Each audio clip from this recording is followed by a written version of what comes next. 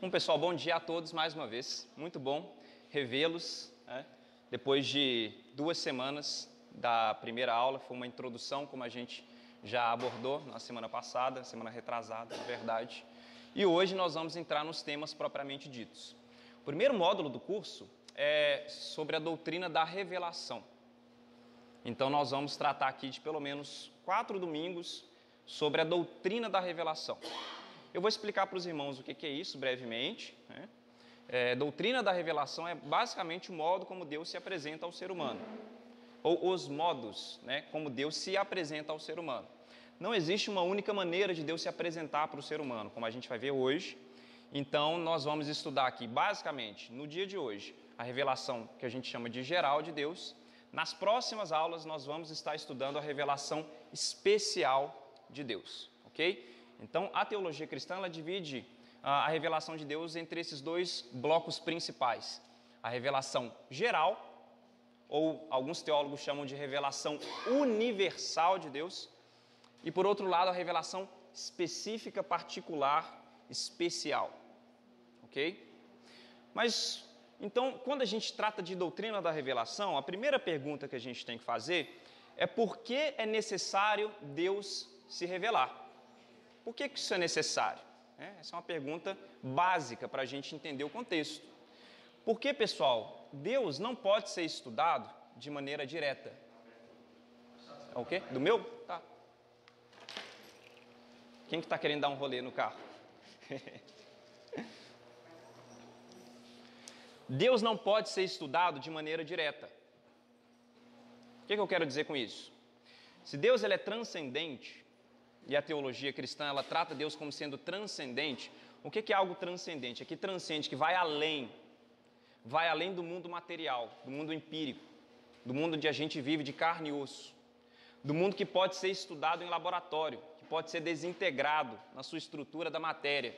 Então você pode estudar, por exemplo, a criação, você pode estudar as árvores, você pode estudar os rios, você pode estudar os elementos químicos, você pode fazer tudo isso dentro de um laboratório. Você pode conhecer essas coisas a partir de estudos empíricos específicos. Mas Deus, como sendo espírito e transcendente, Ele está para além da nossa própria cognição. É um Deus incognoscível, como diz alguns teólogos. E se Deus é tão transcendente, como diz Paulo, habita na luz inacessível, como então eu posso conhecer esse Deus? Bom, só tem um modo de conhecer esse Deus. Ele mesmo se revelando. Essa é a maneira de Deus, então, se autorrevelar para a humanidade. Ele precisa se revelar. Então, a doutrina da revelação estuda exatamente as formas como Deus se apresentou ao ser humano. Ok? Então, só existem 2 possibilidades, de acordo com a teologia cristã, de nós conhecermos a Deus. Primeiro, uma revelação geral, a partir da natureza, da criação. E segundo, uma revelação especial. E essa revelação especial pode se dar de vários modos. Nós não vamos falar dela hoje, mas nas próximas aulas. Hoje nós vamos focar nessa primeira forma de Deus se revelar, que é básica, simples, que é a revelação geral, ou então revelação universal de Deus. Eu quero abrir essa aula lendo o Salmo 19. Salmos 19. Pode? 119 não. Se a gente ler o Salmo 119, nós vamos ficar só nessa aula aqui lendo o Salmo 119. O Salmo 19 ele é menor. Mas é um salmo muito interessante, porque o Salmo 19, o salmista Davi, ele fala sobre essa revelação geral de Deus. E os irmãos vão entender que essa revelação, ela se dá pelo menos em 3 níveis. Eu acho que dá em 2, mas alguns teólogos acham que são 3 níveis. Primeiro, na criação, na obra criada, na natureza. Segundo, na consciência moral do ser humano. E terceiro, na história. Nós vamos ver a característica dessa revelação geral. Ela tem 2 características principais. Ela é geral por quê? Porque ela é generalizada. Ela é universal. Todos os seres humanos têm acesso a essa revelação. E é interessante porque ela está disponível na criação e não necessariamente nas Escrituras. Então é um modo de Deus se revelar que atinge todos os seres humanos na face da terra. Todos eles têm a possibilidade de ter um conhecimento mínimo de Deus. Então ela é geral porque ela é universal, ela alcança a todos. Se você pensar numa tribo aborígene, que nunca teve contato com civilização, que nunca foi alcançada por missionários, essa tribo, de acordo com essa revelação geral que a gente vai ver, ela tem a possibilidade de ter algum tipo de conhecimento de Deus. Então ela é geral no sentido de universal, ela alcança todas as pessoas. E o segundo sentido de geral também é que ela é genérica. É que o conhecimento que ela traz de Deus não é um conhecimento muito refinado, é um conhecimento mais simples, rudimentar e básico, de alguns atributos da divindade, atributos suficientes da divindade, ok? Então vamos lá, o Salmo 19, acompanhe comigo aí. Nós vamos ler do verso 1 ao verso 6. Olha o que o texto diz. Os céus manifestam a glória de Deus, e o firmamento anuncia a obra das suas mãos. Então veja, os céus manifestam, apresentam a glória de Deus. A glória de Deus ela é apresentada a partir dos céus. O salmista está olhando a natureza aqui, ele está olhando, e a gente vai ver que ele está olhando, inclusive, os elementos celestes, como o sol, por exemplo. Em outros salmos ele fala da lua, ele fala da criação, ele fala dos animais, ele fala de cadeia alimentar. A gente vai ver isso ainda. Mas ele está dizendo que os céus manifestam e apresentam a glória de Deus, e o firmamento anuncia a obra das suas mãos. A primeira coisa que a gente tem que pensar nesse verso 1 é que o firmamento e os céus, eles apresentam para o ser humano a obra da criação de Deus. A primeira coisa interessante aqui é que a criação não é Deus. A criação não é Deus. A criação é obra das mãos de um Criador. E isso já elimina, de acordo com o salmista, se isso for verdade, já elimina as visões de mundo que a gente chama de panteístas. O que significa o panteísmo? O panteísmo é a visão que acredita que o universo e Deus são a mesma coisa. Ou seja, a criação é Deus, o universo como um todo é Deus, segundo o panteísmo. Panta, em grego, significa tudo, ou todo. Então, panteísmo é a divindade no todo. Então, segundo as religiões panteístas, e elas são religiões mais de ala oriental, geralmente você tem o hinduísmo, por exemplo, é uma religião panteísta. Segundo os hindus, todos nós vivemos em Maia, Interessante, O hinduísmo fala isso. Então, essas religiões orientais, elas acreditam que Deus e a natureza é a mesma coisa, e nós somos partes constituintes de Deus. Inclusive, pessoal, grande parte do movimento contemporâneo de preservação ambiental está ligado a esses movimentos de nova era que têm bebido de religiões orientais. Esse movimento de grande preservação pela ecologia e pela natureza, e não dizendo que isso é ruim, porque isso é bom, a gente tem que preservar a natureza, mas grande parte do esforço de preservar a natureza nos últimos anos vem dessas religiões orientais e desse hibridismo. Por que eu tenho que preservar a natureza? Porque a natureza é divina. Então a natureza é Deus, nós devemos ter o esforço de preservá-la. Então grande parte desse movimento vem desse hibridismo das religiões orientais com uma política de preservação ambiental. Mas isso é só um detalhe, tá? O ponto é que o salmista olha para a criação e fala, isso é obra do Criador, isso não é o Criador. Ele fala isso, Então, os céus apresentam a glória de Deus e o firmamento anuncia a obra, o produto das suas mãos. Então, quando o salmista ele olha para a criação, ele vê a criação como sendo transparente e não opaca. É transparente porque ele vê atrás dela. Ele vê a obra de Deus atrás da criação. Ele não para na criação, porque a criação, ela se refere para algo que vai além dela, que no caso é o Criador. Ok? Tudo certo aqui no verso 1? Então veja, o universo não é Deus, o universo é produto e obra de Deus. Tá? Não vou entrar nisso aqui agora, mas mais para o final da aula, quando a gente for tratar rapidinho de teologia natural, o que eu vou mostrar para os irmãos é que há um grande esforço, hoje em dia, de muitos filósofos cristãos, e isso não é de hoje em dia, a teologia natural é velha já é desde o período clássico grego, que se pratica teologia natural, mas é um esforço de mostrar que, na verdade, é racional acreditar que o universo ele é obra de Deus. Tá? E que ele não é eterno, por exemplo, não é o fim em si mesmo, mas que existe algo para além do universo. Esse é o trabalho que a gente vai ver da teologia natural daqui a pouco. Então veja, o verso 2 continua da seguinte maneira: um dia faz declaração a outro dia, e uma noite mostra sabedoria a outra noite. Então o salmista não só olha para a criação e vê o Criador por trás dela, mas ele também fala que essa manifestação, né, ela é contínua e diária, ela é 7 dias por semana, 365 dias por ano. Um dia faz referência, anuncia a outro dia, uma noite a outra noite. O que Davi está querendo dizer com esse salmo aqui? Essa pregação que o universo faz, que a criação faz, que o céu faz, ela é ininterrupta. O céu fica pregando diariamente, dia após dia, noite após noite, não para.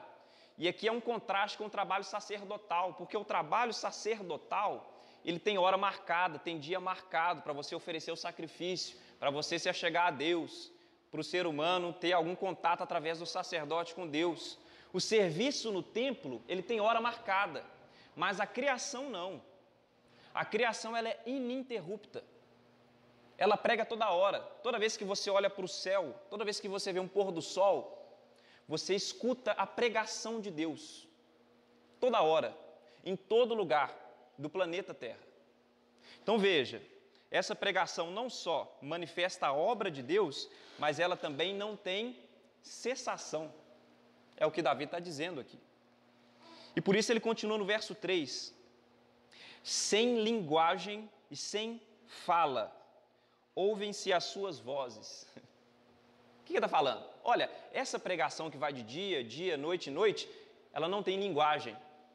O sol não vai virar para você do nada e falar assim, olha, creia no Evangelho, Deus é Criador, Deus é poderoso. Você não escuta uma língua. Não tem uma linguagem sendo falada. Que linguagem que o sol fala? Que o céu fala? Português? Hebraico? Inglês? Inglês, né, a língua da informação, né? Será que a criação fala inglês? O salmista está dizendo, olha, sem linguagem e sem fala. É uma pregação explícita, mas silenciosa. Ela é explícita, ela é escancarada, ela manifesta esses atributos de Deus, mas ela é sem linguagem, ela é sem fala, dia após dia. Mas mesmo sendo sem linguagem, mesmo sendo sem fala, o texto diz, ouvem-se a sua voz. É um trocadilho que o salmista faz muito interessante, né? Então a criação ela prega, ela não tem uma voz, você não ouve uma linguagem, não tem sintaxe, não tem nada, mas ao mesmo tempo todos ouvem a sua voz, todos. E aí ele continua, o verso 4. Essa pregação atinge quais pessoas? Será que ela está restrita a um continente? Será que ela está restrita a Israel?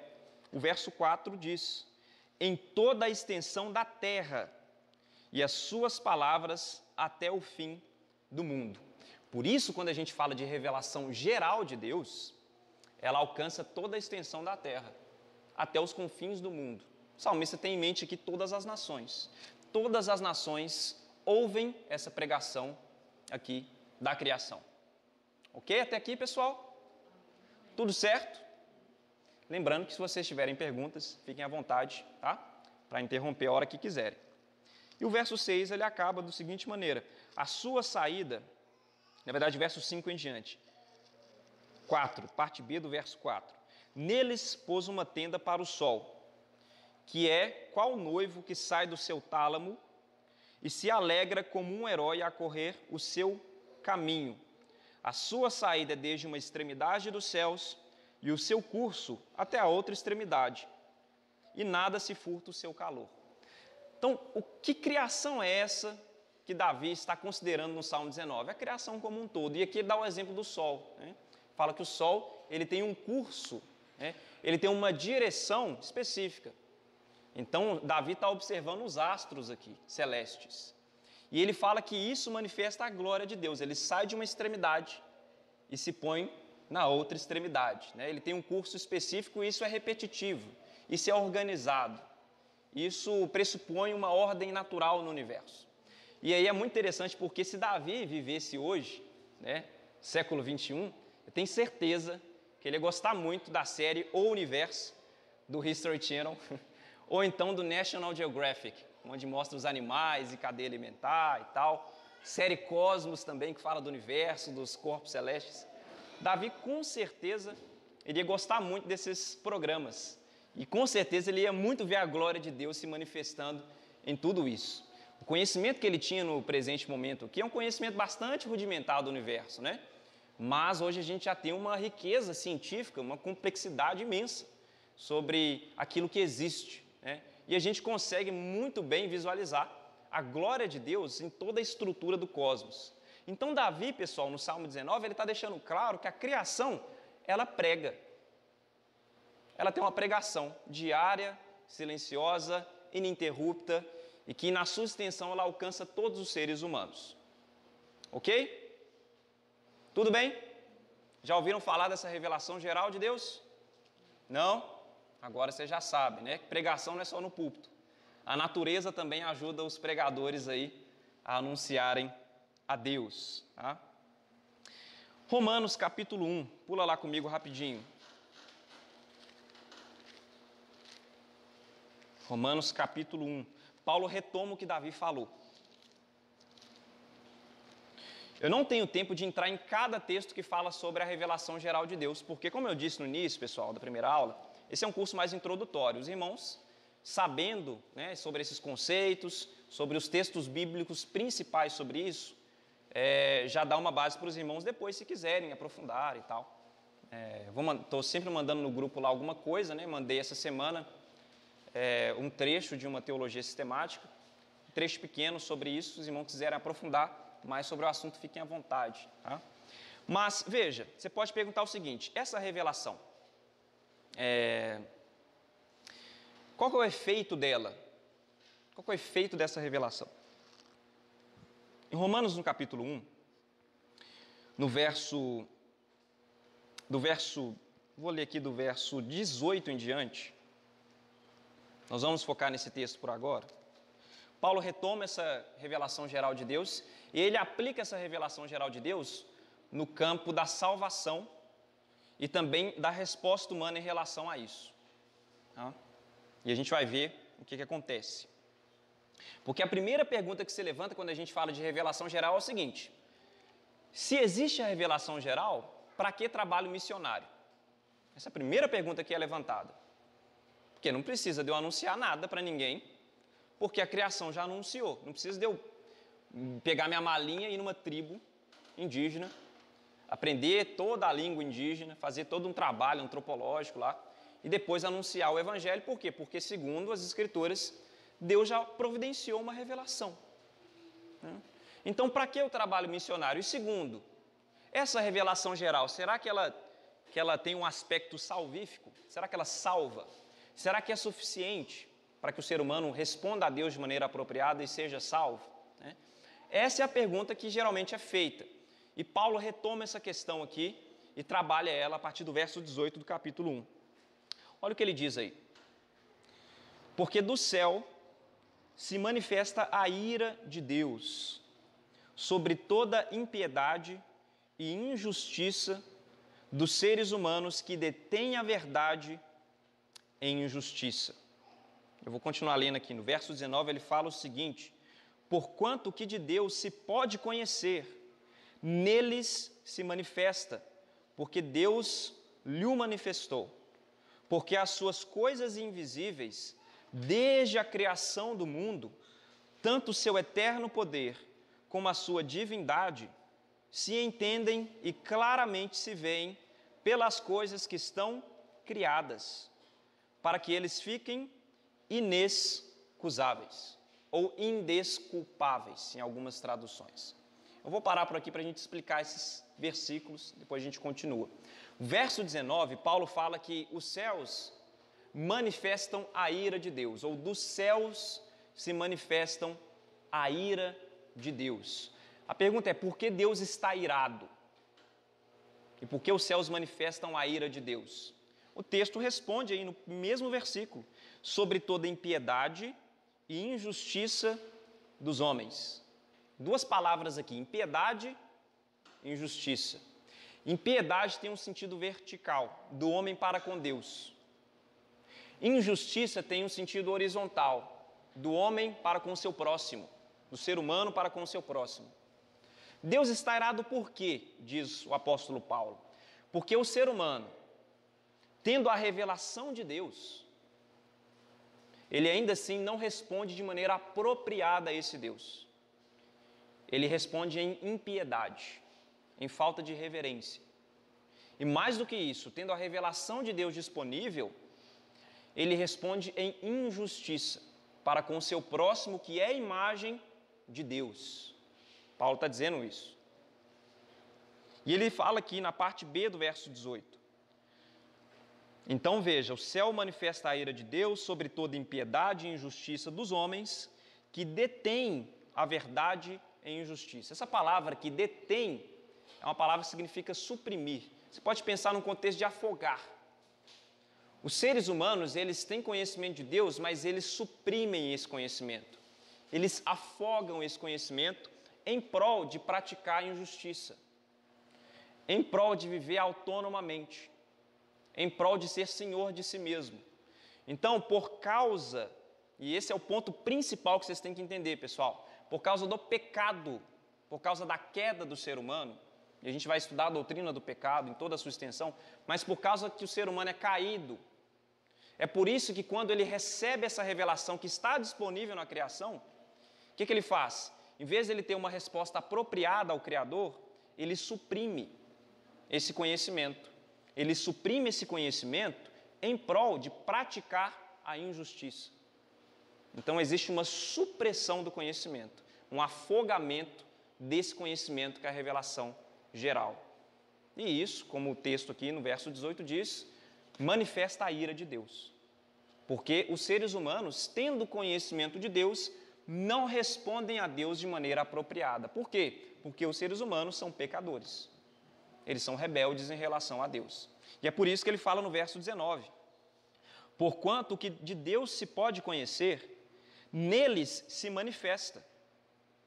Porque Deus lhe manifestou. Quem manifesta os atributos de Deus? É o próprio Deus. É Deus que se revela a partir da criação. É uma obra de Deus, não é uma obra do homem. Então Deus, ele providencia um conhecimento, ainda que seja um conhecimento mais básico, de quem ele é. E nele se manifesta. Nos seres humanos, eles sabem desse conhecimento. Só que a resposta que é dada a esse conhecimento é uma resposta inapropriada, distorcida. E é por isso que no verso 20 ele continua e fala o seguinte: porque as suas coisas invisíveis, desde a criação do mundo, tanto o seu eterno poder, ou seja, a sua onipotência, quanto a sua divindade, ou seja, que Deus é digno de adoração, ou seja, o seu eterno poder e a sua divindade, parte da natureza de Deus, de que ele é digno de adoração, tudo isso, o apóstolo Paulo diz, se entendem e claramente se veem pelas coisas que estão criadas. E aqui ele está fazendo referência, com certeza, ao Salmo 19. Ele fala, olha, essas coisas de Deus, a sua divindade, o seu poder, estão claras pelas coisas criadas. Claramente se veem, né? O problema não é esse. Deus realmente providenciou isso. O problema é o ser humano entrando em contato com isso. Esse é o problema. Por isso que ele continua dizendo, para que eles fiquem inexcusáveis. Ou seja, esse conhecimento de Deus, pessoal, que é um conhecimento disponível para todos, ele servirá, esse é o ponto, servirá para que ninguém venha prestar desculpas diante de Deus. Falando o seguinte, olha, eu não fui alcançado por um missionário. Eu não tive contato com o Evangelho de Jesus Cristo. Mas a pessoa não vai poder falar que ela simplesmente é uma pessoa justa diante de Deus, uma pessoa inocente diante de Deus, só porque ela não teve contato com o Evangelho de Jesus Cristo. Por quê? Porque Deus providenciou para ela, no mínimo, uma revelação geral. O seu eterno poder, a sua divindade estão disponíveis para todos.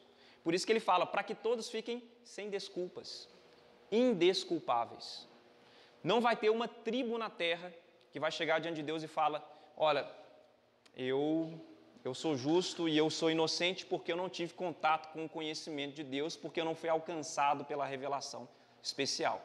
Por quê? Porque Paulo está dizendo, você teve contato com a criação, e a criação pregou para você sobre um Deus digno e um Deus onipotente. E a sua resposta a esse Deus não foi apropriada. Então você é indesculpável diante dele. Tá? A gente vai ver isso com mais calma no capítulo 2 aqui de Romanos. Porque além dessa revelação na criação, existe também uma revelação moral na consciência do ser humano. Mesmo que o ser humano nunca tenha ouvido falar de Jesus, de Abraão, de Moisés, de Bíblia ou de qualquer coisa. Deus providenciou para o ser humano uma revelação também na sua consciência. Tá? Então veja, Paulo então diz que Deus está irado com os seres humanos, porque Deus manifestou um conhecimento dele para os seres humanos, mas os seres humanos suprimem a verdade em injustiça.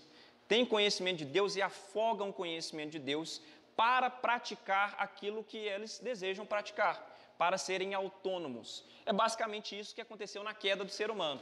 Se os irmãos lembrarem do texto de Gênesis 3, que é um texto bastante rico, não dá nem para entrar num texto desse, demoraria aulas, mas basicamente o motivo da queda do ser humano, daquela narrativa de Gênesis 3, é a autonomia humana.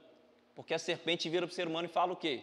Olha, se você comer desse fruto, você será como Deus. É isso que a serpente diz, não é? Então, a vontade de ser Deus, a vontade de ser a causa de si mesmo, de ser autônomo, de viver a sua vida como sendo um ser divino, foi o motivo pelo qual os nossos primeiros pais caíram. Porque eles tomaram do fruto, então, porque eles acreditaram na proposta da serpente de serem como Deus, de serem as próprias bússolas da existência. Então, eles caíram, né?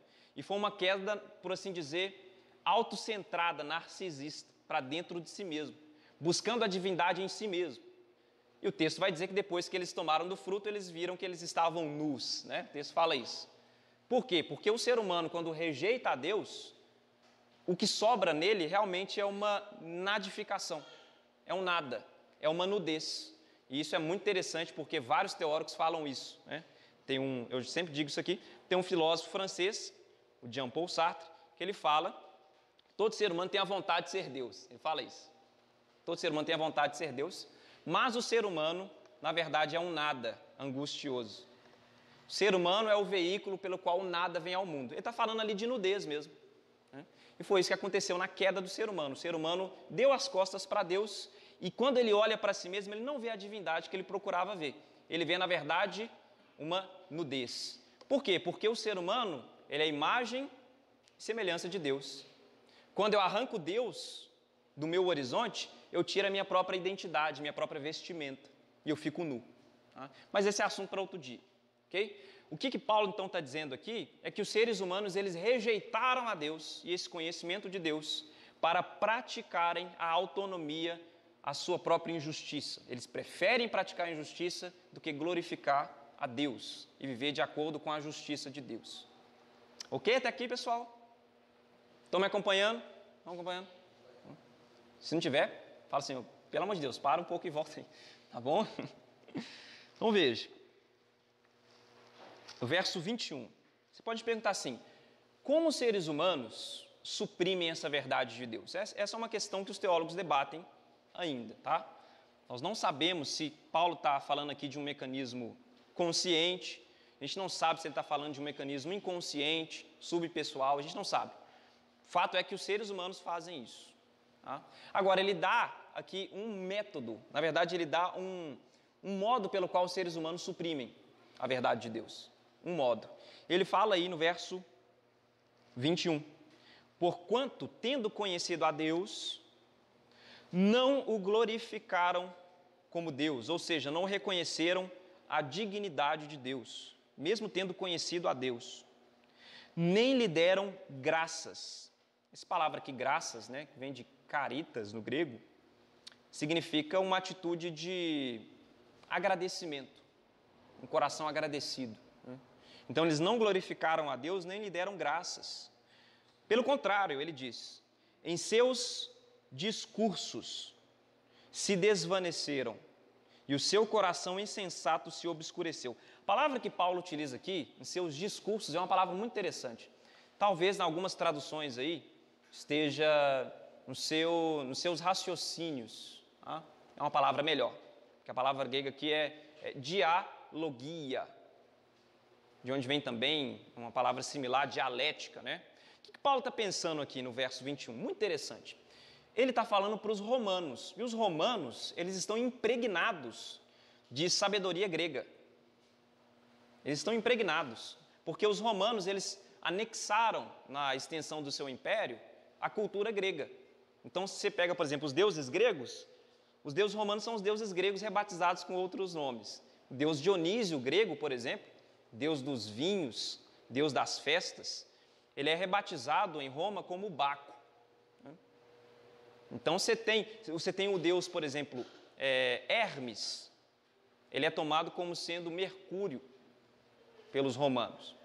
Então, os romanos, eles anexaram muito da sabedoria grega, inclusive da filosofia grega, do raciocínio grego, que estava em voga já há 5 séculos. A filosofia nasceu no século VII, em Tales de Mileto, então já tinha basicamente 600 anos de filosofia, período clássico ali com Platão, Aristóteles, Sócrates, século V, século IV. Né? Então, Paulo está falando para esses romanos nessa carta e falando, olha, um modo de suprimir essa revelação e esse conhecimento de Deus é através da dialogia, é através dos raciocínios, é através da razão, como instrumento de supressão da graça e da verdade de Deus revelada. Ele está falando aqui os filósofos e os sábios deste mundo, como ele fala em outras cartas, como 1 Coríntios, capítulo 1, 2, ele fala que eles utilizam a razão de maneira instrumental, a serviço dessa supressão do conhecimento de Deus. Então, eles fazem teoria sobre o mundo, eles teorizam sobre a existência, eles apresentam filosofias, raciocínios, que no final acaba negando o Criador. E é basicamente essa a história do pensamento ocidental. Por mais que os filósofos e os intelectuais eles tenham fornecido teorias, né, sobre o universo, sobre o mundo e sobre até Deus, no final das contas, esse Deus que os filósofos apresentaram não é o Deus apresentado na criação. Tá? E é, na verdade, uma supressão da divindade em prol de praticar a injustiça. Então, Paulo olha para esse tipo de contexto, onde havia uma grande proliferação de sábios do seu tempo, e fala, olha, a sabedoria desses homens, na verdade, é tolice. Porque ele é um mecanismo, é um modo como eles utilizam para suprimir a verdade simples de Deus. E isso, pessoal, isso continua até hoje. Isso continua até hoje. Tá? Então, você vê uma gama de intelectuais, por exemplo, que são homens tidos como sábios, e eles são sábios em muitos aspectos, mas, a maioria das vezes, as suas filosofias, os seus raciocínios e teorias acabam por excluir Deus pela porta dos fundos. E esses homens são tidos como intelectuais dos nossos tempos. Tá? Então, Paulo está olhando para isso e fala, a dialogia, a razão humana, é um método que os seres humanos utilizam como uma cortina de fumaça para negar a Deus e praticar, então, uma vida de autonomia, uma vida de injustiça. É por isso que ele diz aí, ó, em seus discursos se desvaneceram e o seu coração insensato se obscureceu. Quando ele fala de coração, ele está falando de mente, não necessariamente de coração que bombeia sangue, tá? Está falando de mente. A sua mente insensata se obscureceu como resultado desses raciocínios que têm uma complexidade, que têm um refinamento, que está a serviço do coração insensato do ser humano, obscuro, quer negar a Deus e viver sua própria vida em autonomia. E é por isso que no verso 22 ele fala, dizendo-se sábios, tornaram-se loucos. Então veja, os seres humanos, esses seres humanos que praticam essa sabedoria, que no final acaba negando o Criador, Paulo fala, olha, eles se dizem sábios, eles são tidos como sábios no nosso meio, mas eles acabam por ser tolos, porque negam o que está claramente revelado. E eu acho isso muito interessante. Vocês já devem ter ouvido isso muito, eu sempre ouço isso da minha mãe. A gente está, às vezes, no carro e tal, aí está quase 5h50, 6 da tarde, começa a virar o dia e o céu fica bonito. O céu está bem bonito essa semana, né? Não sei se os irmãos perceberam isso, o céu está bem bonito. E aí dá aquela coloração bonita no céu, aquele pôr do sol, aquelas nuvens assim, que trem mais sublime, né? Aí ela sempre fala, nossa, como é que a pessoa não acredita em Deus, né? Coisa bonita, né? E às vezes a gente acha que isso é muito simples. E é simples mesmo. É o que o salmista está dizendo. Você olha para isso e é automático. Você não precisa fazer raciocínio, não precisa fazer silogismo, colocar premissa, conclusão, não precisa de nada. Você olha para a criação, você tem o que Calvino chamava de senso do divino. Senso do divino. Calvino dizia isso, ele fala assim que todo ser humano tem o que ele chamava de sensus divinitatis. O que é o sensus divinitatis? É um senso rudimentar de que Deus existe, quando ele olha para a criação de Deus. É o que Davi está falando no Salmo 19. Todo ser humano tem isso, todos. Então você olha lá para o pôr do sol, você fala, não, que obra bonita do Criador, né? Isso é automático mesmo. Mas qual que é o problema que Paulo está falando aqui? É que todos têm acesso a essa revelação de Deus. O problema se chama pecado. Esse é o problema. O ser humano é caído. Quando o ser humano cai, o pecado atinge também a sua mente, a sua cognição. Inclusive, essa faculdade mental, chamada sensus divinitatis, ela é distorcida, ela não é apagada. O pecado, ele não apaga as coisas, ele não apaga a imagem de Deus no ser humano, ele distorce. O ser humano não para de adorar depois que ele caiu. Ele não para de adorar. Ele adora um objeto, o seu objeto de adoração que é deslocado. Ele é deslocado de Deus para a criação. É o que Paulo vai começar a falar agora. Por quê? Porque o seu senso do divino foi danificado pelo pecado. Vou fazer uma analogia aqui que Calvino utiliza, que é do óculos, que é interessante. Calvino fala o seguinte, olha, Deus se revelou na criação, está disponível. Só que nós estamos utilizando um óculos sujo. Depois do pecado, a nossa visão da criação, ela é mediada por um óculos que está sujo. O meu não está sujo não, limpei hoje de manhã. Né? Mas, quando o ser humano olha para a criação, ele olha com as lentes embaçadas, porque o pecado embaçou a nossa visão. E quando você olha para a criação, então, você tem uma imagem distorcida dela. Ok? Você tem uma imagem distorcida. Então, o conhecimento de Deus, ele está disponível. Nós capturamos esse conhecimento, mas aí o óculos vem e embaça, distorce o conhecimento. E o que acontece então? O que a gente precisa então, para que a gente tenha um conhecimento de Deus apurado e refinado? A gente precisa, que os teólogos chamam da instigação interna do Espírito Santo. A gente precisa disso. O que é isso? Regeneração. É o que o Novo Testamento chama de regeneração. Quando você crê em Cristo, quando você entrega a sua vida a Cristo, em quem estão escondidos as sabedorias desse mundo, e as sabedorias em geral, como diz Paulo em Colossenses 2, o Espírito Santo vem e ele reabilita os seus sensus divinitatis caídos. É como se ele fizesse uma cirurgia de catarata, sabe? Ele vem e remove o que o pecado distorceu. De maneira que agora você pode tirar o óculos, sua visão está boa, você consegue olhar para a criação e ver a glória de Deus perfeitamente lá. Você precisa então de uma regeneração. Você precisa então de ser consertado nesse módulo que foi danificado pela queda. Então esse é um modelo interessante aí. Alguns teólogos trabalham com esse modelo que a gente chama de Aquino-Calvino, porque Aquino também fala disso, Tomás de Aquino. Enfim, não vou entrar nisso agora.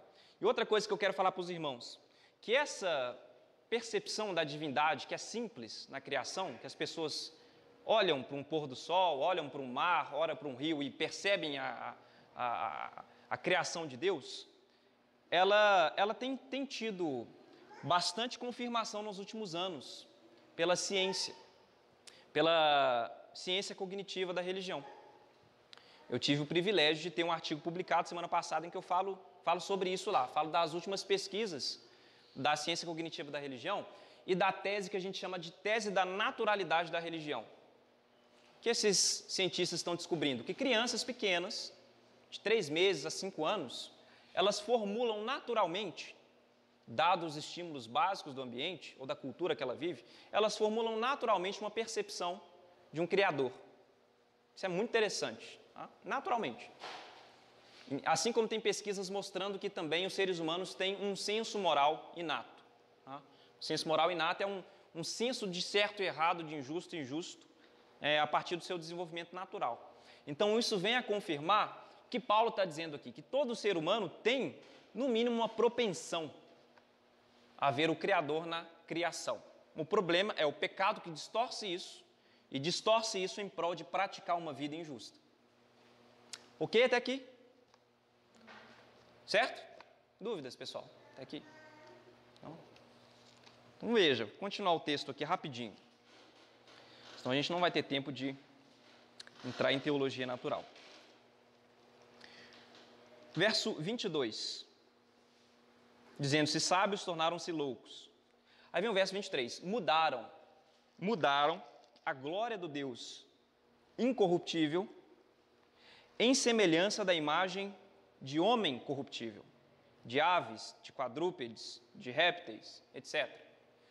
Como eu disse para os irmãos, os seres humanos, eles não param de adorar. Calvino diz, o coração do ser humano é uma fábrica de ídolos. E é verdade, o coração do ser humano é uma fábrica de ídolos. Ele não para de adorar a Deus quando ele suprime esse conhecimento de Deus. Ele simplesmente desloca o seu objeto de adoração. Em vez de adorar a Deus, o texto diz, eles mudaram a glória de Deus em imagem, em semelhança de homem corruptível, de aves, de répteis, de quadrúpedes. Ou seja, quando os seres humanos olham para a criação e distorcem o conhecimento de Deus, eles passam a adorar a criação e não o Deus que criou ela. Eles deslocam o conhecimento. Então eles olham para a criação, ele não vê mais a criação transparente, ele vê a criação opaca. Eles param nela e passam a adorar a criação. E aqui está o cerne de várias religiões. Como eu disse para os irmãos, um braço desse tipo de religiosidade é o panteísmo, que adora a criação e não a Deus que criou a criação. Então veja, os seres humanos, eles são, por natureza pecaminosa, idólatras. Eles são idólatras. Eles distorcem a glória de Deus e preferem adorar a criação de Deus e honrar a criação de Deus e não o seu Criador. Quando a gente fala de idolatria, a gente tem que tomar cuidado, porque idolatria, no nosso contexto brasileiro, as pessoas associam somente ao catolicismo, né? Assim, os católicos são idólatras porque eles adoram imagem, apesar deles falarem que eles não adoram, eles veneram, né? A diferença entre idolatria, latria e idolia, eles veneram, eles não adoram, mas isso não tem base nenhuma. Lê Mateus 6 lá, ninguém pode servir a dois senhores, e o texto lá grego está falando de idolia, não está falando de latria. Jesus, então, não concorda com essa ideia católica, mas enfim, nós temos a ideia de que idolatria católica é somente aquela dos santos, né, das imagens, só aquilo é idolatria, mas para Paulo, idolatria é mais além, é algo a mais, é tudo aquilo que você batiza com o nome de Deus, não precisa nem ter um nome, tudo aquilo que você reverencia como sendo o seu objeto, que dá sentido à sua vida e sob o qual você vive e serve. O seu dinheiro pode se tornar essa criação aqui, a qual você adora e glorifica mais do que o Criador. Por isso que em Colossenses, no capítulo 3, ele chama, né, a avareza de idolatria. Paulo chama a avareza de idolatria em Colossenses 3, porque idolatria não é só adorar uma estátua, pessoal. É você adorar todo objeto criado, qualquer que ele seja, que não seja o Criador. Isso é pecado. Se você adora o seu filho mais do que a Deus, se você coloca o seu casamento, suas finanças, seu emprego acima de Deus, mais importante do que Deus, você mudou, você deslocou a glória de Deus e passou a adorar idolatramente as coisas criadas. Isso é idolatria para Paulo. Então ela é muito mais séria, muito mais sutil. Você pode, às vezes, não se dobrar diante de uma estátua e ainda assim ser um idólatra, segundo Paulo. Esse é o cuidado que a gente tem que tomar. Então, os seres humanos, tendo esse conhecimento geral de Deus, suprimem a verdade e a injustiça, eles não deixam de adorar, porque eles são, por natureza, adoradores, porque eles são criados à imagem e semelhança de Deus, mas eles deslocam o seu objeto de adoração para a criação. e não para o Criador. Honram mais a criatura do que o Criador. Esse é o contexto humano, essa é a realidade humana. Os seres humanos são assim. Então, essa ideia, é bom a gente já começar a colocar isso em pauta, de que o ser humano é bom por natureza, é falsa, de acordo com o Evangelho. O ser humano é bom, ele tem virtudes desde o nascimento, ele é maravilhoso, lindo e maravilhoso, né? Não. O Novo Testamento não ensina isso. Na verdade, as Escrituras como um todo não ensinam isso. O ser humano não é bom e virtuoso por natureza. Ele não é. Por quê? Porque ele nasceu herdando o pecado. Ele nasceu com inclinações à rebeldia contra Deus. E é isso que o ser humano faz quando ele tem contato com a revelação de Deus. Acontece uma distorção desse conhecimento porque o coração dele quer praticar a injustiça. Não dá para eu praticar a injustiça, né, crendo num Deus desse, justo e santo. Então tem que suprimir esse conhecimento. E eles podem ser suprimidos a partir de vários elementos. Paulo diz um deles que é através da sabedoria vã, dos falsos raciocínios. Verso 25 diz: mudaram a verdade de Deus em mentira e honraram e serviram mais a criatura do que o Criador, que é bendito eternamente. Amém. Eu vou parar aqui o texto de Romanos, não vou ler o resto. Tem muita informação no texto, se os irmãos quiserem ler. Paulo vai falar sobre a resposta de Deus para esses seres humanos que fazem isso. Mas basicamente o que eu quero chamar a atenção aqui é que o texto fala que eles mudaram a glória de Deus em imagem e semelhança da criatura. Isso é muito interessante, porque o ser humano ele é criado à imagem e semelhança de Deus. Então ele deve honrar o seu Criador. Mas não, o que acontece que é uma inversão. Pelo ser humano querer ser Deus, ele quer domesticar o seu objeto de culto. Então ele mesmo cria um objeto à sua imagem e semelhança. Essa é a inversão que o ser humano faz, né? Isso que é a idolatria, tá? É quando você nega o Criador e você domestica a criação, a sua imagem e a sua semelhança. Você fabrica um ídolo e você adora aquele ídolo. Tem muitas pessoas em várias igrejas adorando ídolos, porque adoram o Deus que elas construíram mentalmente na cabeça delas e não o Deus da revelação. Porque elas produzem um Deus à sua imagem e semelhança e não adoram o Deus que as constituiu sua imagem e semelhança. Isso é muito sutil, mas é muito poderoso que Paulo está falando aqui. É o que acontece demais nos nossos dias. É por isso que a nossa mente tem que ser enquadrada e forjada pelas Escrituras. Às vezes, o Deus verdadeiro não é o Deus que vai te agradar, que vai caber na sua cabeça, que você vai concordar com tudo. Às vezes não. A verdade não pode ser domesticada. Você não pode criar um Deus à sua imagem. Deus, ele confronta nosso pensamento, a nossa moral. Às vezes parece até absurdo algumas coisas que Deus faz nas Escrituras. Mas isso não é problema.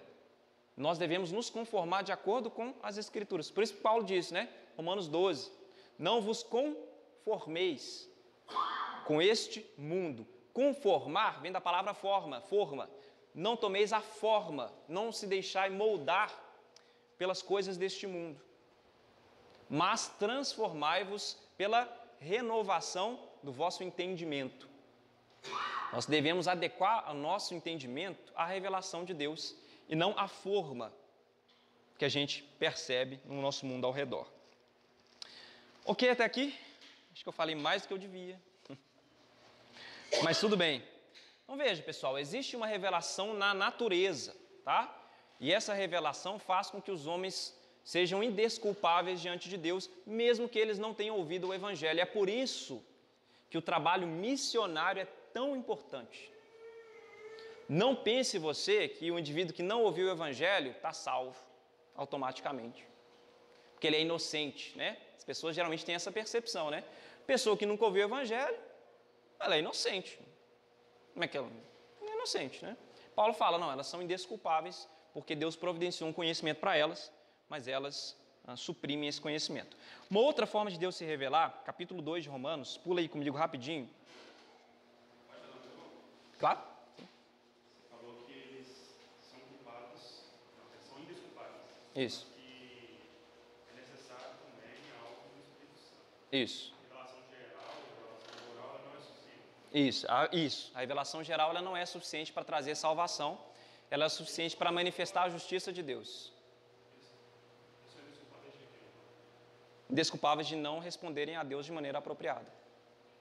Mas é necessário ter algo a ver. Isso, mas a culpa cai sobre sempre o agente que pratica a injustiça, né? Então eu puno a pessoa que praticou a injustiça. A revelação geral de Deus, ela traz consciência da injustiça que eu pratiquei. E aí a gente pode entrar num conceito, às vezes, de liberdade, que os filósofos divergem também. Mas um conceito básico que é utilizado pelos reformados, pelo menos, é o conceito compatibilista de liberdade. O agente livre é aquele que age de acordo com aquilo que ele quer, ou de acordo com a sua vontade, seu desejo. Então, livremente eu pratico injustiça. Por quê? Porque eu quero. Então, faço, sem coerção nenhuma, o que eu quero fazer. Coerção externa, tá? Coerção externa. Isso, porque o pecado, ele é uma coerção interna, não externa. Então, liberdade é eu fazer o que eu desejo, sem o meu desejo ser externamente impelido. E é exatamente essa a noção de pecado bíblica, né? Nós fazemos o nosso desejo, nós não somos externamente coagidos para isso, e nós praticamos a injustiça porque nós queremos praticar. O conhecimento de Deus, igual a gente vai ver em Romanos 2 agora, ele não só revela alguns aspectos ou atributos da glória de Deus, mas ele também revela uma justiça moral, né? Aquilo que nós deveríamos fazer e que nós não fazemos. Ela não é suficiente, ela é suficiente para manifestar que nós somos injustos, mas ela não é suficiente para tornar o ser humano justo. Nem a lei de Deus torna o ser humano justo para Paulo, não tem jeito, né? Mas essa relação é vista sim pelos teólogos, pelo menos reformados. Agora, por outras teologias já é mais complicado, né? O conceito de liberdade não é o conceito compatibilista. É porque eu acho interessante, você falou assim, a natureza do homem é o pecado. A natureza do homem foi danificada pelo pecado. Não é correto falar que a natureza do humano é o pecado, porque ele é criado à imagem de Deus perfeito. Mas a natureza do humano sofreu uma distorção pelo pecado. Isso sim, isso é verdade. E aí nós herdamos essa natureza, né? E nós, então, somos pecadores e por isso pecamos, e não o contrário, né? Nós não pecamos e somos pecadores. Nós somos pecadores e por isso pecamos. A gente peca porque é pecador. E não vice-versa. E eu consigo ver a tensão que você está colocando, né? Porque é uma tensão mesmo, né, pessoal? Se o ser humano ele é corrompido pelo pecado e ele tem certas inclinações, certos desejos de querer ser autônomo, né, de querer negar a Deus e ser senhor de si mesmo, a tensão é essa. Como Deus providencia um conhecimento que não é salvífico, mas ainda assim condena o ser humano. Vai depender desse conceito de liberdade compatibilista, né, que os teólogos endossam, não precisa nem ser cristão, pode ser um hilmiano e endossar o compatibilismo, né? E vai resolver essa questão, porque o conhecimento de Deus não é para salvar o ser humano. É que Deus criou a criação transparente para que os seres humanos enxerguem a Deus, e não para salvar ele, entendeu? Ele não deu esse conhecimento depois da queda. Esse conhecimento está lá desde sempre. É uma característica do mundo criado. Não, o conhecimento não serve para condenar. O conhecimento serve para manifestar quem Deus é, entendeu? Mas, como os seres humanos não respondem da maneira apropriada, como secundária, ele condena. Não tem jeito. Não tem jeito, não tem jeito. Mas essa é a tensão. Porque ele ainda assim é livre e condenável. Irresponsável. Não, porque o pecado é parte dele. Por isso que ele não pode ser livre de si mesmo.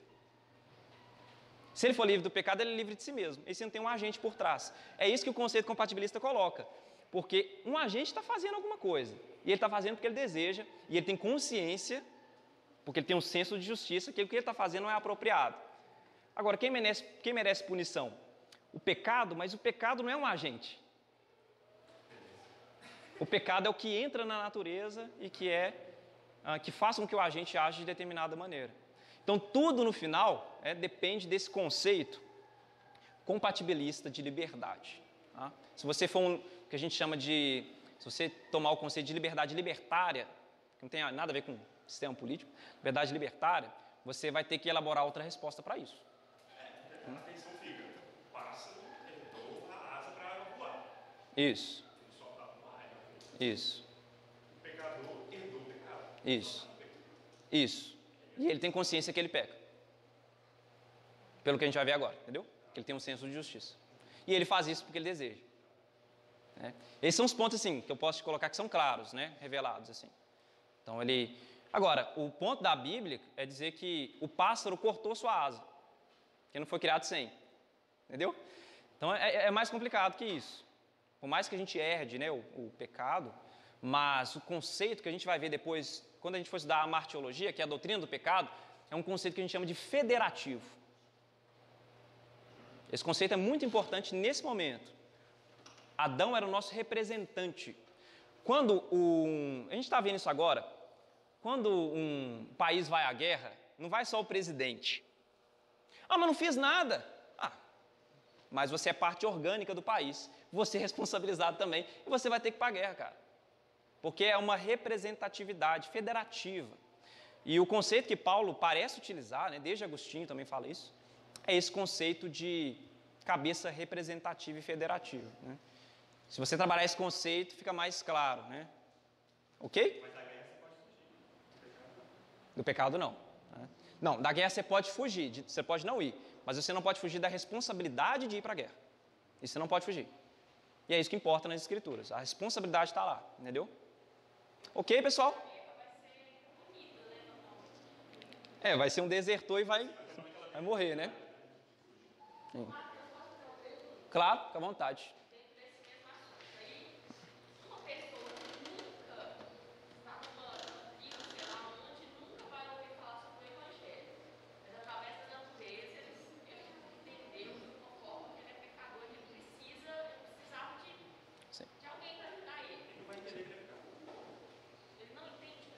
Ele entende, a gente vai ver agora. Pecador. No mínimo, porque esse conceito de pecado está muito carregado do contexto cristão religioso mesmo, né? Mas pecado na Bíblia, a palavra pecado no original, significa errar o alvo. Ele vai entender que ele precisa de justificação. Vai, porque ele entende que ele é injusto. Porque ele entende que ele é injusto. No mínimo.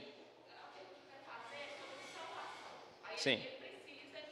É aí que os teólogos divergem. Sim. E alguns teólogos, isso é interessante, essa é outra pergunta, que tem uma consciência que ela é injusta, isso aí, é só você ouvir a frase básica que está na boca do povo, todo mundo é ser humano, todo mundo erra, né? Isso é básico, mas, cara é fraco, mas se ele vai ter possibilidade de ser salvo, os teólogos divergem nisso. O Millard Erickson, dessa teologia sistemática que eu estou usando, ele mesmo não fecha a questão. Ele fala o seguinte, olha, a Bíblia não fala de pessoas que foram salvas assim. Né? Apesar de alguns teólogos indicarem que alguns pedaços da Bíblia falam de salvação assim. Por exemplo, Melquisedeque, Gênesis 14, não fazia parte da aliança de Deus com Israel, não era israelita, aparece do nada esse cara, né? E fala que ele era servo do Deus vivo, sacerdote do Deus vivo, lá, rei de Salém. Né? E fala que Abraão apresentou lá, deu dízimos a ele, do despojo de guerra, e ele trouxe pão e vinho para Abraão. Isso é muito interessante. Né? Então, de onde que esse cara arranjou salvação? Né? Não foi da revelação especial de Deus para Israel, mas pode ter sido uma revelação especial de Deus para Melquisedeque. Né? Agora, sem a revelação especial de Deus, nós não sabemos se Deus vai salvar alguém fora da sua revelação especial, porque são indícios que existem, mas não são indícios muito claros para bater estaca. Isso, no Ocidente, cristão, sim. Agora tem um... Aí eu acho que a gente já vai longe aqui, tá, pessoal? Paciência agora, tá? Peraí. Paciência agora. Tem alguns teólogos que trabalham... Tem alguns teólogos que trabalham com... Isso é um tema que a gente chama de onisciência divina. Né? Deus sabe todas as coisas. Tem um tipo de conhecimento que alguns teólogos que acreditam que Deus tem, que é um conhecimento médio. O que é conhecimento médio? Deus sabe o que o ser humano específico faria em determinada situação. Como assim? Deus sabe o que o Abner, o que a Débora, o que o Wesley faria se fossem colocados debaixo de algum contexto. O que ele faria, não o que ele vai fazer. Ele nunca vai fazer isso, mas ele sabe que se ele colocasse, ele livremente faria certas escolhas. Se Deus tem esse conhecimento médio, alguns teólogos vão dizer o seguinte: os povos não alcançados pelo Evangelho, todos eles, todos, são povos em que Deus, pelo seu conhecimento médio, previu que mesmo se fossem colocados debaixo da revelação especial e do Evangelho, ainda assim não creriam. Então é tido meio que o entendimento de que sempre alguém vai lá pregar para essa pessoa. A pessoa não pode, assim, o Espírito Santo agir. O ponto é esse. Aquela pessoa fica em casa assim, meu Deus, eu sou pecador, mesmo que ela não saiba. Sim. Sou pecador. Aí é revelação especial. É, exatamente. Aí se torna revelação especial, entendeu? Porque Deus sabe que aquela pessoa responderia apropriadamente ao Evangelho, Ele vai mandar um missionário lá. Mas aí sem conhecer o Evangelho, talvez só da pessoa sentir, porque a gente crê também que a pessoa só entende que é pecador e que precisa de justificação pelo Espírito Santo. Não é? Que ela é injusta e que ela precisa de salvação só por causa do Espírito Santo. Espírito de justificação para além dela. Ela sabe que ela é injusta e ela sabe que ela transgride a lei de Deus e que, portanto, ela é culpável diante de Deus. Isso ela sabe. Não, pela revelação geral. Sim, mas... Não, sim, não precisa disso. O ponto é o seguinte: se você tem, através da revelação geral, conhecimento de que existe um Deus, e você tem a partir da revelação na consciência moral que você é injusto, você quebranta certos padrões de justiça, e geralmente as pessoas associam moral com Deus. Tá? Psicologicamente falando, tem essa conexão. Aí ela tem consciência de que ela é injusta. Aí o ponto... Não, ela não aceita Jesus, ela não conhece Jesus. Então ela sabe que ela é injusta, ela sabe que ela quebranta a lei de Deus, sem revelação especial. Tá? Então ela sabe que ela é culpada diante de Deus, de alguma maneira. Ou pelo menos que ela não é autossuficiente na sua justiça. Isso já é passível dela ser condenada. Isso não traz salvação. Isso não traz salvação. Agora, o que traz salvação, e que é correto dizer, é a operação do Espírito Santo no coração dessa pessoa, que faz com que ela entregue a sua vida a Cristo como substituto, como justo diante dela. É que a gente já meio que imagina que a pessoa que entendeu isso tudo aí já é o Espírito Santo que está agindo na vida da pessoa. Não, é basicamente a revelação geral de Deus. Como a gente vai ler agora em Romanos 2. Romanos 2, Paulo deixa isso muito claro. Porque não é só a criação que revela que Deus é todo-poderoso e divino. A mente do ser humano tem um senso de moral. E todos sabem que é certo e errado. Você não vai encontrar uma cultura indígena, por exemplo, onde torturar crianças por diversão pura e gratuita seja bom. Claro que não. Então vamos lá. Aí que tá. Aí é o que eu vou entrar nisso daqui a pouco. Peraí. Aí a visão de mundo não valorativa dos fatos do mundo, entrando em conexão com uma visão valorativa de mundo. Eu expliquei, gente, a Duda sabe que eu dei algumas aulas sobre isso, só sobre moralidade e existência de Deus, e aí eu entro nessas questões complexas todas aí, né? Mas essa que você levantou é interessante, né? Tribos que enterram crianças deficientes. Mas por que eles fazem isso? Porque eles acreditam que crianças deficientes são amaldiçoadas. Ou seja, a moral está subordinada à minha visão de mundo, e a visão de mundo é falsa. Porque crianças deficientes não são amaldiçoadas. Portanto, isso influencia na moral também, né? Em algum sentido. Ok? Calma, galera, calma. Sim. Deixa eu...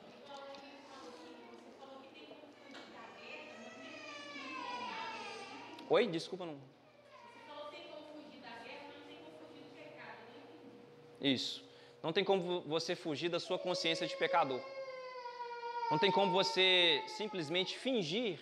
Tem como você fingir, mas não tem como você dizer para si mesmo que você é justo em tudo. Não tem como você reconhecer que você é um ser que erra, que comete injustiças. Inveja, às vezes preguiça, que é o pecado também, né? Às vezes até ingratidão em algumas situações. Todas essas coisas nós não conseguimos fugir porque, de alguma maneira, a gente vai cair nisso em alguma hora da nossa vida. Nós somos seres que caem, né? Nós somos seres que transgridem o que a gente chama de justiça, né? Então, nós não podemos ser hipócritas em dizer que nós somos seres justos e perfeitos. É nesse sentido que eu falo que a gente não pode escapar do pecado. Primeiro, porque a gente não pode deixar, basicamente, de pecar pela nossa própria condição. A gente precisa da graça de Deus para isso. E segundo, que a gente não pode escapar da nossa consciência, porque a nossa consciência acusa aquilo que a gente faz. E muitas coisas que a gente faz não são coisas apropriadas. É nesse sentido que eu falei que não tem como a gente escapar do pecado. Tá? Se você quiser, da consciência de pecador, né? Mas veja comigo, sim? Isso é a própria criança, uma criança de 3, 4 anos, ela já tem essa divisão de que ela está fazendo errado ou certo, sem mesmo a gente ter passado. Isso é muito interessante. Tem pesquisas recentes que é muito interessante. Tem uma do psicólogo da Universidade de Yale, do Paul Bloom. Ele escreveu um livro chamado Por que Somos Bons ou Maus? E o Paul Bloom, ele faz pesquisas com crianças, né, recém-nascidas, de meses até 5 anos mais ou menos de idade, e ele investiga exatamente se as crianças elas têm um senso de justiça. Tem uma pesquisa que ele faz com recém-nascidos que é muito interessante. Ele faz um teatrinho, apresenta um teatrinho para criança, recém-nascido, onde você tem 2 fantoches, uma com a bolinha, e ele vai brincando com a bolinha, aí vai passar para o outro, aí o outro, em vez de jogar a bolinha para ele de novo, pega a bolinha e sai correndo, né? Faz sacanagem com o primeiro fantoche. É muito legal, depois vocês veem isso no YouTube, tem lá.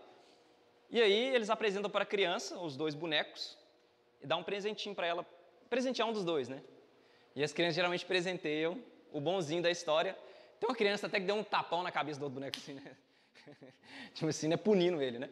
Então é muito interessante, assim, o que a gente tem nas últimas pesquisas, principalmente na psicologia cognitiva, é que nós nascemos com um senso rudimentar de moralidade. Claro que não é um senso refinado, lógico, não tem jeito. Isso vai ser refinado com o desenvolvimento infantil da criança.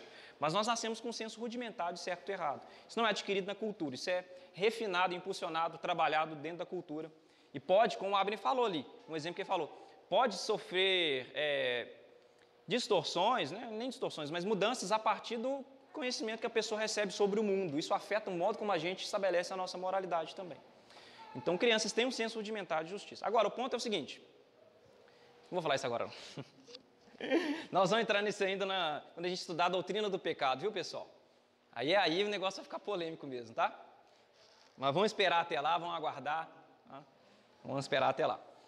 Mas veja em Romanos 2, no verso 14, eu espero que esse diálogo tenha ficado um pouquinho mais, pelo menos esclarecido algumas coisas, pelo menos como a teologia cristã enxerga algumas coisas, né? Espero que tenha sido proveitoso, tá? No verso 14 diz assim, porque quando os gentios que não têm lei fazem naturalmente as coisas que são da lei, não tendo eles lei, para si mesmos são lei, os quais mostram a obra da lei escrita no seu coração, testificando juntamente a sua consciência e os seus pensamentos, quer acusando-os, quer defendendo-os. Então veja, o que Paulo fala aqui é muito interessante. Ele fala assim, os gentios, os pagãos, que não têm a lei de Deus, que não têm a Torá, que é a vontade de Deus revelada, né, para os judeus, os gentios que não têm acesso a isso, não têm contato com isso, eles não têm a lei de Deus, mas eles têm a lei de Deus escrita no seu coração. Palavra aqui, grafê, né, escrita, redigida no seu coração. E Paulo tem essa noção de coração como consciência. Então, seres humanos, por mais que não tenham tido contato com as Escrituras, que é a lei de Deus revelada, eles ainda têm a lei de Deus escrita na consciência deles. Esse é o ponto de Paulo. De modo que quando eles praticam naturalmente as coisas da lei, que coisas naturais são essas? Seres humanos sabem distinguir entre o que é virtuoso e o que é injusto. Eles constroem sistemas políticos em cima disso, eles constroem legislações, direito. Eles constroem um sistema legal, né, do que pode e do que não pode. Eles agem naturalmente de acordo com a lei, no sentido de que eles reconhecem, né, virtude de vício. Quando eles fazem isso, e quando eles transgridem a lei, o texto diz, a sua consciência os acusa. Você não precisa nem apresentar para esse indivíduo o evangelho para ele entender que roubar a mulher do próximo é errado. Não precisa não. que cometer um latrocínio é errado, que você matar uma pessoa inocentemente é errado. Você não precisa apresentar o evangelho para isso. Por quê? Porque as pessoas, elas têm um senso de justiça rudimentar, básico, escrito no seu coração. E a sua consciência, isso que é interessante que Paulo fala, acusa essas pessoas quando elas erram. Então, quando você vai pregar o evangelho, isso que é interessante. O trabalho do missionário não é ensinar a pessoa, basicamente, o certo do errado, mas é refinar esse conceito. Porque até um sentido básico, ela sabe o que é certo e errado. O trabalho do missionário é refinar esse conceito e mostrar que, olha, a sua consciência que te acusa quando você faz coisas erradas, existe salvação para você. Existe justificação para você. É aí que entra o trabalho da revelação especial. Né? Fora isso, existe salvação? Não sabemos. Não sabemos. Se Deus salva alguém fora da revelação especial, o que a gente sabe é que Ele salva essa pessoa somente através do sacrifício de Jesus. Só. Ah, como? Não sei. Por isso que os teólogos divergem nisso, viu, Débora? Então, você tem, por exemplo, um John Piper que acha que não. Só através da pregação do evangelho que as pessoas podem ser salvas. E você tem o Millard Erickson que vai dizer que nós não sabemos, nós não fechamos essa questão, Deus é soberano, se Ele quer salvar, Ele vai salvar, mas sempre a partir do sacrifício de Jesus Cristo. Tá? E aí a gente tem que confiar na sabedoria divina. Né? Deus salva quem Ele deseja salvar e quem responde apropriadamente ao seu conhecimento e revelação. Ok? Isso, ele fala aí no verso 16, exatamente, ele fala o quê? No dia em que Deus há de julgar os segredos dos homens. E Ele vai julgar de acordo com o quê? Ele fala aí, por meio de Jesus Cristo, isso que remete ao juízo final, porque quem está sentado no grande trono branco em Apocalipse 20 é o Cordeiro de Deus. Né? Então, por meio de Jesus Cristo é que Ele vai julgar, e de acordo com o quê? De acordo com o meu evangelho, com aquilo que Ele está pregando. Então veja, é interessante que lá em Apocalipse 20, abrem-se livros, né? Diante dos ímpios, abrem-se livros, e eles foram julgados de acordo com as coisas que estavam escritas nos livros, e aí muitos entendem que são as obras dos ímpios, né? Tudo aquilo que eles praticaram, eles terão que prestar contas. Ah, mas eu sou inocente, eu não ouvi o evangelho, mas você tem a sua consciência, Paulo está falando, você sabia que o que você cometeu era uma transgressão da justiça. Você foi injusto com o seu próximo, com seus amigos, no trabalho, você foi desonesto. Você tem consciência e você sabe disso. Ok? Primeiro ele, depois você. Ah. Um ateu nada mais assim.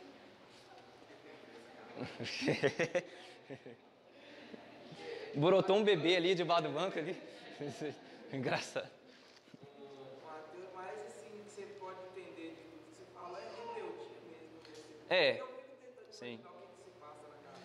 Sim, você pode ver. Paulo vê assim, Paulo vê um ateu como sendo um rebelde, que tem um problema moral e não necessariamente um problema intelectual. Agora, o ponto interessante de tudo isso é que pesquisas recentes também em psicologia cognitiva, tem uma autora que chama Ellen de Cruz. Ela escreve muito sobre vieses cognitivos e crenças religiosas e argumentos religiosos. Ela mostra, porque ela fez uma pesquisa com mais de 800 filósofos da religião, tanto ateus como cristãos, mas ela mostra que, no final, o que conta não é a solidez dos argumentos, nem os aspectos lógicos dos argumentos, mas é o quão apelativo parece para você a conclusão. Se a conclusão é Deus existe, por mais que você tenha um argumento sólido, válido, a pessoa não vai aceitar. No caso do crente, muitas vezes também. Temos que ser justos. Se a conclusão é Deus não existe, você nem olha para o argumento. Né? Mas o que a Ellen Cruz vem mostrando, é muito interessante isso, é que o nosso compromisso religioso ele é mais ético, moral, do que um compromisso racional. Tá? No caso do ateu, a interpretação de Paulo para isso é que ele suprime a verdade e a injustiça por causa de um coração rebelde e faz isso a partir de argumentos refinados, né? e se porta como sábio, na verdade, é uma supressão da verdade, o que você falou, para fazer o que ele quer da vida. Não quero um Deus enchendo o meu saco, né? Eu quero fazer o que eu quiser, quero ser Deus de mim mesmo, quero ser meu próprio Deus. E aí você desloca a glória de Deus para a criação, ou para si mesmo, ou para outra pessoa, ou para o universo, ou para o que seja.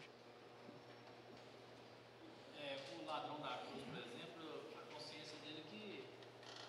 Sim. Porque o outro falou assim, desce daí, desce da cruz, o outro falou assim, nós merecemos estar aqui. Nós merecemos estar aqui. Né? Exatamente. E ele falou assim, mas ele não. Exatamente. E diante de Jesus, a revelação especial de Deus, para a salvação do ser humano, Cristo vira para ele, hoje mesmo estarás comigo no paraíso. Mas realmente o que atuou nele foi a consciência, né, moral dele. Agora, o que o Espírito Santo faz é pegar essa consciência e expandir, porque os seres humanos sabem o que é certo e errado no sentido rudimentar e básico. Nas outras questões ficam mais difíceis, então você precisa da revelação especial para corrigir certas percepções. Ok? Pessoal, tudo bem até aqui? Eu falei 1/3 da aula que eu preparei. Faltam 2/3 ainda, eu nem entrei em teologia natural. Mas eu vou falar só o seguinte para vocês. A pergunta seguinte é a seguinte. Se o ser humano não reconhece que Deus é criador pela natureza, por que Davi, lá no Salmo 19, consegue reconhecer? Por quê? Davi também não é ser humano? Por que no Salmo 19 reconhece? Voltem lá comigo rapidinho. Salmo 19. Na verdade, isso é um ponto de divisão muito interessante entre católicos e protestantes, tá? Porque os católicos acreditam, da tradição da teologia natural, do escolasticismo, século XIII, XIV, os católicos acreditam que essa revelação pode ser capturada apropriadamente pelo ser humano caído também, né, pela razão. Que o pecado não teria afetado, assim, com uma teologia bastante tomista, o pecado não teria afetado a razão do ser humano. Então, ele consegue ainda raciocinar e ter conhecimento de Deus de maneira bastante certeira. Né?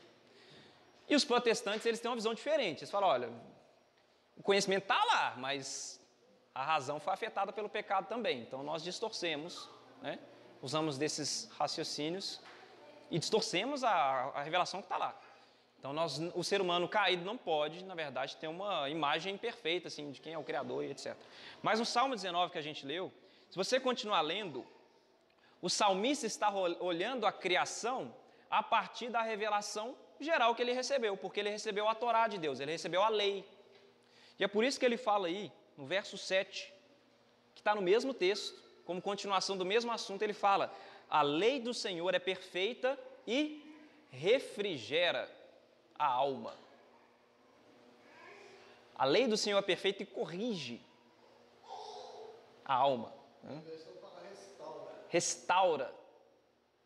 E aqui que os teólogos protestantes enxergam a operação do Espírito de Deus, que vem e restaura o meu olhar para a natureza. No caso do salmista aqui, é a lei de Deus que faz isso. Então, enquanto ele não recebeu a lei, eu olhava para a criação e é rebeldia, suprime a verdade e a injustiça.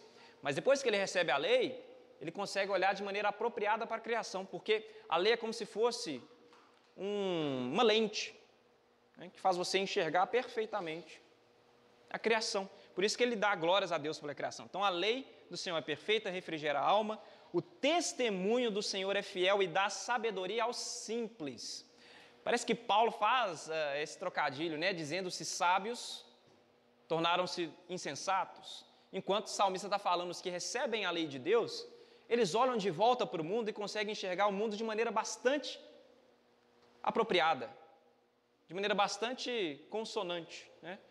E dessa maneira, os simples que recebem a lei de Deus, que não têm uma sabedoria deste mundo, conseguem enxergar o mosaico da criação de maneira muito mais refinada do que o sábio que suprime a verdade e a injustiça, por mais que ele seja tomado como sábio dentre muitos. Porque o que dá sabedoria no final é exatamente o modo apropriado que a gente enxerga a criação através da revelação de Deus.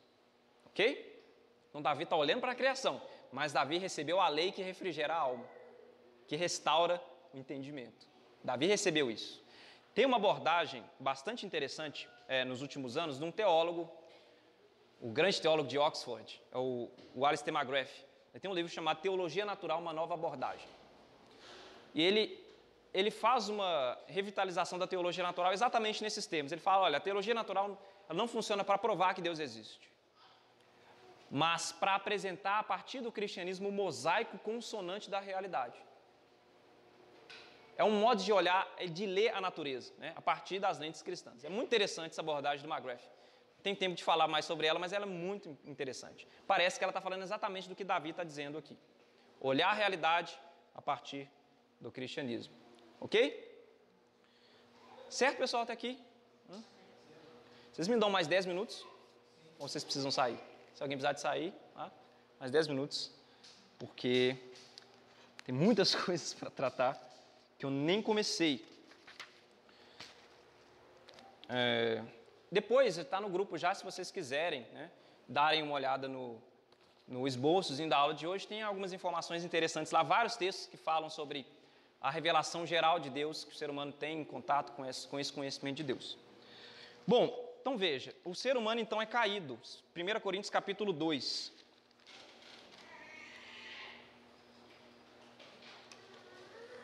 Coríntios capítulo 2, verso 14. Abra comigo rapidinho aí.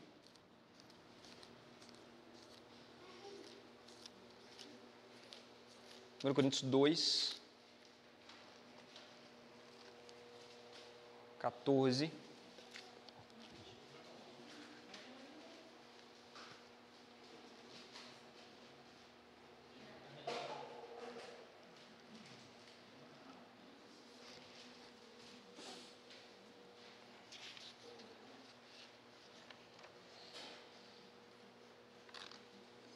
Todos encontraram? Amém?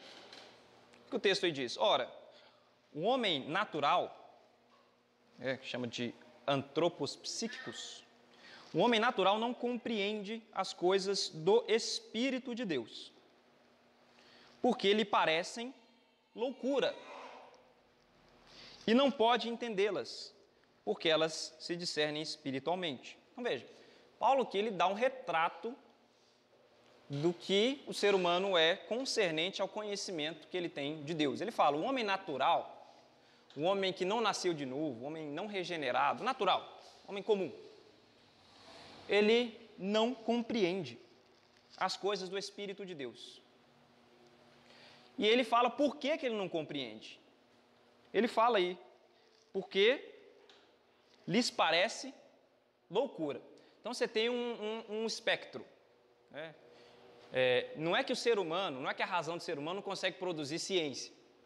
Não é isso que Paulo está falando, não é isso que a gente está falando. Não é que a razão do ser humano foi impregnada do pecado de modo que ele não consegue produzir remédio, que ele não consegue produzir coisas verdadeiras sobre a realidade, não é isso. Mas quanto mais você chega perto das coisas espirituais, ou de realidades espirituais, sobre quem Deus é, sobre o Espírito de Deus, etc., quanto mais você chega perto dessas coisas, mais o entendimento do ser humano fica debilitado por si só. Então, o homem natural ele não compreende as coisas de Deus. Por quê? Porque ele parecem loucura. Parecem loucura. Né? Não só isso, não é só porque ele parecem loucura, é porque ele não pode entendê-las, é o que Paulo diz. Porque elas lhe parecem loucura e não pode entendê-las. Eles não só não entendem essas coisas de Deus, mas ele também tem uma inabilidade de entendê-las. Ele não pode entendê-las. É por isso que a gente precisa da revelação especial, da regeneração do Espírito Santo, do Evangelho. Porque nosso senso do divino está danificado. Vai parecer loucura? Vai, normal. Não tem... É isso que Paulo está dizendo. Você vai pregar o Evangelho e ele vai parecer loucura aos ouvidos das pessoas. Isso não é surpreendente. Isso é simplesmente um vindicador do Evangelho, porque é o Evangelho que fala que as pessoas são rebeldes, suprimem a verdade e injustiça. Então, se a pessoa rejeita, é porque você está falando, então, a natureza dela, o homem natural dela está fazendo o que ele sabe fazer de melhor. Então, veja, então quando a gente vai ter nessa escala, quando a gente vai chegando mais para as questões espirituais, o homem natural tem dificuldade de reconhecer a Deus e as coisas espirituais também. Em Romanos, no capítulo 3, lá no verso 10, abram comigo rapidinho. Romanos 3, verso 10.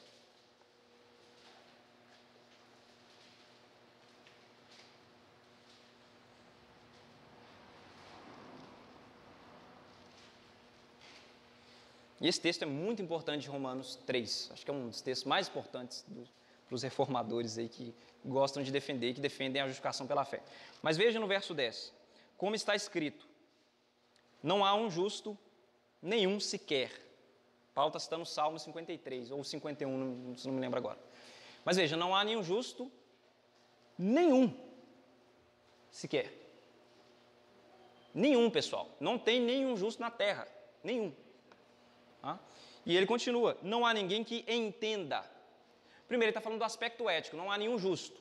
Porque todos têm a consciência de que quebrantam leis que são justos diante de Deus. Segundo, não há ninguém que entenda. Ele está falando do conceito mais epistemológico, cognitivo. Não há ninguém que consiga entender a Deus. E ele já explicou lá que o homem natural não compreende as coisas de Deus. Então, ele não só não é justo, mas ele também não entende a Deus. E terceiro, ele está falando no aspecto da vontade. Não há ninguém que busque a Deus. É por isso que é difícil ter uma salvação basicamente com a revelação geral. Porque Paulo está falando aqui, olha, não tem ninguém que é justo diante de Deus. A revelação na consciência do indivíduo mostra que ele não é justo. Segundo, o indivíduo não compreende as coisas espirituais de Deus, porque a sua mente está danificada para isso. E terceiro, a sua própria vontade, não é de buscar a Deus, porque não há ninguém que busque a Deus. Esse é o retrato que Paulo pinta do ser humano. Então, o ser humano, ele é assim, rebelde, injusto, incapaz de buscar a Deus, porque ele não deseja buscá-lo, e também de compreender as coisas espirituais. Portanto, não há nenhum justo sequer na face da terra. E ele fala, no verso 19 do mesmo texto: ora, nós sabemos que tudo o que a lei diz, aos que estão debaixo da lei o diz, para que toda a boca esteja fechada e todo mundo seja condenável diante de Deus. E ele prossegue: por isso nenhuma carne será justificada diante dele pelas obras da lei. Por quê? Porque pela lei vem o conhecimento do pecado. O que Paulo está dizendo é o seguinte: olha, a lei serve para mostrar ao ser humano que ele não é justo diante de Deus. É para fechar a boca do ser humano, para que não haja desculpas. Tanto a lei revelada, como a lei na consciência, como a gente leu no capítulo 2. E a lei, então, coloca tanto judeus e gentios debaixo da mesma sentença, como injustos. Todos eles. Então, a lei mostra ao ser humano que ele é injusto e que ele não consegue segui-la. Portanto, ele diz: ninguém será justificado, feito justo diante de Deus, pelas práticas da lei. Porque a lei não salva. A lei mostra que nós precisamos de salvação. Então, como que vem a salvação? Pela fé em Jesus Cristo. Não é pela boa prática da lei, mas pela fé em Jesus Cristo. A salvação é pela fé. Ele vai desenvolver isso aí no resto dos versículos, de maneira bastante repetitiva, inclusive, porque ele quer ser enfático nisso. Não há como ser salvo diante de Deus pelas práticas de justiça. Não tem jeito. Somente pela fé. E que nos habilita, então, a viver uma vida justa. Ok? Pessoal, dúvidas? Não? Eu vou parar por aqui, então. Não vai dar para eu falar sobre teologia natural. Como vocês viram aí, né? Eu vou ficar por aqui. Então, o que vocês têm que sair daqui sabendo? Primeiro, Deus se revela a todas as pessoas. Existe um conhecimento de Deus através da criação revelado a todas as pessoas. Essa revelação, ela é geral, ou seja, ela alcança todo mundo, mas ela é genérica também, porque é uma revelação não exaustiva de Deus. É da sua divindade, do seu eterno poder, da sua glória, etc. Segundo, essa revelação não é capaz de salvar o ser humano. Ela só é capaz de manifestar ao ser humano que ele é injusto, que ele tem na consciência dele uma lei moral que Deus implantou, que ele é injusto e que ele não vive de maneira apropriada ao conhecimento que ele recebeu na criação. Essa revelação não salva, ponto é esse. A revelação geral está aí, ela não salva. E terceiro, por que ela não salva? Porque nós somos atingidos pelo pecado, e quando nós olhamos a criação, a nossa tendência é rebeldia, é suprimir a verdade de Deus em injustiça, é deslocar a glória de Deus para a criação e nos tornarmos idólatras. Essa é a tendência do ser humano. coração é uma fábrica de ídolos. Portanto, se a revelação geral não pode salvar o ser humano, Deus precisa providenciar uma outra revelação. Revelação geral não é para salvar. Ela está lá desde o início da criação. Mas como o ser humano caiu, Deus providenciou uma maneira do ser humano entrar em contato com uma revelação que a gente chama de especial, específica. É o que a gente vai estudar no próximo domingo. Revelação especial de Deus, ela não está disponível a todas as pessoas. E a revelação especial de Deus, ela tem um caráter salvífico, ela salva. Que é através da revelação de Deus. Seja para o seu povo, como Israel no Antigo Testamento, através da lei, seja para nós também através do Evangelho de Jesus, onde o próprio Deus, encarnado, anuncia a salvação. Isso é a revelação especial de Deus. Deus entrando na história e se apresentando ao ser humano e resgatando um povo, que é a igreja. É nessa revelação que a gente vai focar as nossas próximas aulas e não na revelação geral. Então, dividindo, revelação geral para todos, não salvífica. Revelação especial que a gente vai estudar é a revelação mais específica e refinada de Deus, que inclusive através dela, como Davi fazia, você consegue agora voltar os seus olhos à natureza e enxergar de maneira bastante certa. Já estava lá, só que a gente suprimia, distorcia. É como o caso de uma pessoa que está estudando medicina, um cardiologista. Ele começa estudando lá as chapas, de raio-x. No início, ele não vai entender nada daquilo lá. Não vê nada, ele vê só um tanto de mancha, Eu não vejo nada. Provavelmente você também não vê nada lá. Quando você abre uma chapa, você não enxerga nada. Aquele trem cheio de mancha, não tem nenhum significado. Mas com o tempo, ele vai aprendendo a discernir aquelas imagens. E aí ele pode voltar 2 anos depois e olhar para a mesma imagem que ele olhou no início e ver lá que tem, uma pneumonia lá, que antes ele não identificava como pneumonia, porque não tinha um treinamento específico para isso. O que eu quero dizer, a revelação especial de Deus tem esse caráter. O raio-x está lá, sabe? E a pneumonia está lá, ó. Só que as pessoas têm dificuldade de ver. Então a revelação de Deus, ela traz exatamente essa correção na visão. Você agora consegue enxergar a glória de Deus na natureza de maneira muito mais específica. Tá? E aí eu vou terminar com uma frase aqui que resume bem a aula de hoje. Está na sistemática do Franklin Ferreira e do Miatti. Ele fala assim: podemos resumir a doutrina da revelação geral da seguinte forma: Deus já falou a todas as pessoas. Mesmo aqueles que nunca ouviram o Evangelho têm a revelação de Deus no mundo e na natureza humana. Esta revelação torna os homens indesculpáveis. Deus não vai condenar as pessoas porque rejeitam o Evangelho que elas nunca ouviram, mas porque deliberadamente ignoram a verdade que eles veem no mundo e porque quebrantam a lei moral dentro de seus corações. Esse é o resumo básico. Tem inclusive uma frase aqui interessante. Deve estar por aqui, do Francis Schaeffer. Ele fala o seguinte: mesmo que você nunca tenha visto uma Bíblia, tem certamente uma consciência e sabe que a violou. Ele está falando exatamente da revelação geral na consciência moral. Mesmo que você não saiba de uma Bíblia, nunca tenha visto uma Bíblia, você tem uma consciência de que a violou, no sentido retórico. Então é isso, pessoal.